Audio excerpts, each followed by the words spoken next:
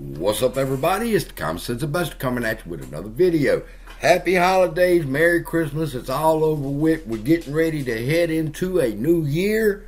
And what can we expect? Well, before I talk about the topic of can AMC shareholders sue Aron, let me first say what I believe is coming in the next few months. We're going to have a new SEC chair. We're going to have a new FBI director. We're going to have a new DOJ installed. All right. All the cards are laying on the table where the apes can finally win against these crooked, no good sons of bitches. All right. And it's all coming up in the next year, in the next couple of months. Now, I've already filed my complaint and I've made my allegations and I've proven them to the SEC that Aron is involved in a share counterfeit scheme and he's using AMC shares to pull it off. And I proved that in my complaint that I shared with y'all already. Now, I had to go that route because, number one, I know there's going to be a new SEC chair in the next 23, 24 days.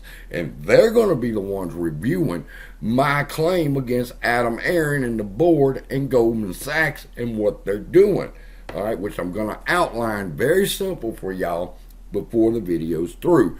But can we sue Aron, all right, and the board of AMC?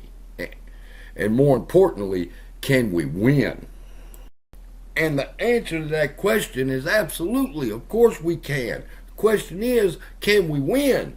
And the answer to that is, if you sue him for the right things, you will win. And I tell you what, I'm going to quit saying you. I'm going to win because I'm going to be the one that files the lawsuit against Aron and the board, not AMC.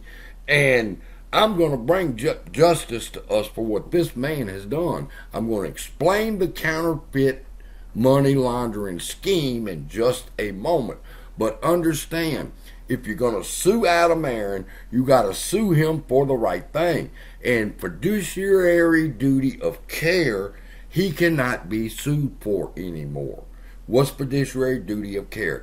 Any decision that Aron makes as the CEO of AMC has to benefit shareholders. That's the fiduciary duty of care. If he makes any decisions that harm shareholders, then he's violated the duty of care. Now, you could say that since he's been there, every decision he makes is against shareholders, but they have amended AMC's clause in the incorporation papers that says that if Aron or the board violate the fiduciary duty of care to the shareholders, they cannot be sued either in their official or private capacity. So they can make any decisions like they just recently did with the forward agreement that causes AMC shareholders to lose value, and we cannot win a lawsuit if we sue him for that because he has immunity, okay? Little side note here, it amazes me how criminals can give themselves immunity like they're doing here when Aron and the board changed the rules of the incorporation papers saying they can't be sued for fiduciary duty of care violations. Knowing this is what we're going to do is going to hurt retail investors. We're going to give ourselves immunity. That is such bullshit. Number two, though, is a fiduciary duty of loyalty, separate from a fiduciary duty of care. He's got immunity for fiduciary duty of care violations, harming shareholders, but what he does not have immunity from is the fiduciary duty of loyalty. What's the difference between loyalty and care? Care is the decisions he makes hurts retail. The fiduciary duty of loyalty says the decisions he's making is harming the company because he has a duty of loyalty to the company. That's what they use up when they say, you can't sue us because you lose shareholder value. We're only making decisions that benefit the company. The duty of loyalty is where they're resting, and that's where you have to attack them. The decisions that Aron has made, do they harm the company? And I say yes, and I'm going to be filing a suit against him for it very soon, because you're using AMC shares in a counterfeiting scheme. This is how it works, people. Now, step one of the agreement looks like this. AMC has 50 million shares of AMC shares that they want to sell at around $5 a share. It says $5.20 in the paperwork, and they put a cap at the top and the bottom that AMC would accept, so they know what price they're selling them at. But let's, for argument's sake, say $5 a share. Goldman Sachs says, we want to buy the shares, but we don't have the money right now. What we want to do is be able to sell the shares first, and from the profits of the shares that we sell, we will pay you for the 50 million shares. So what happens here is that AMC agrees that Goldman Sachs can sell 50 million shares into the open market at $5 a share, let's say. And what happens is it switches hands. The counterfeit IOU share goes into the open market, and the cash from the open market goes to Goldman. But that's only step one of the process, okay?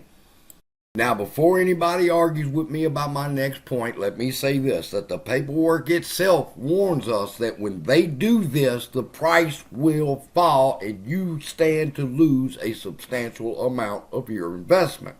They know what's going to happen when they sell the 50 million shares into the open market. First off, their IOUs. You supersede the float of AMC by 50 million shares. You cause the price of AMC to tank. And step two of the process says the very next day, they will close out their position, buy back the 50 million shares of counterfeit shares at a cheaper price, and take the profits from that and give it to AMC as payment for the shares. Now, if you tell me that there's not something wrong with this process where you can sell a counterfeit share, take real money for it, buy that counterfeit money back at a cheaper price so that you can profit from the illegal transaction, you are crazy if you don't think that that's against the law.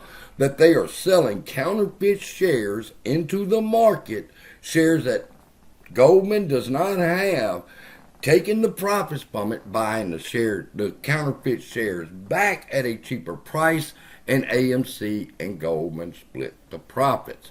Now, I'll tell y'all the same thing I told Forex last night in his live stream when he was trying to talk about how Donahue didn't know what he was talking about. Donahue asked the question, if this was to benefit AMC, why wouldn't they just sell it at the open market like normal, get the $250 million, and be finished with it? Why go through all this bullshit?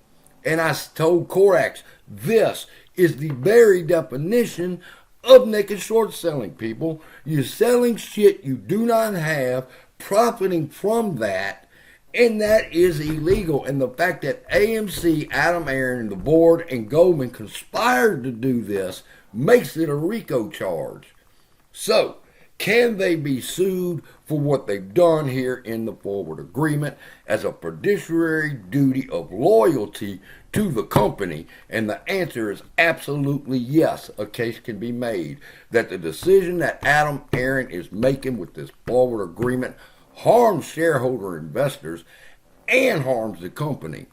And they will go to jail for this. This is RICO. Aron and the board conspired with Goldman Sachs to pull this naked short selling counterfeit scheme off so that they could both profit from it, and they're gonna go to jail before it's all over with. I'm totally convinced. So with that, there's your update for the new year. Love y'all, be blessed, and I'll see you in the next video.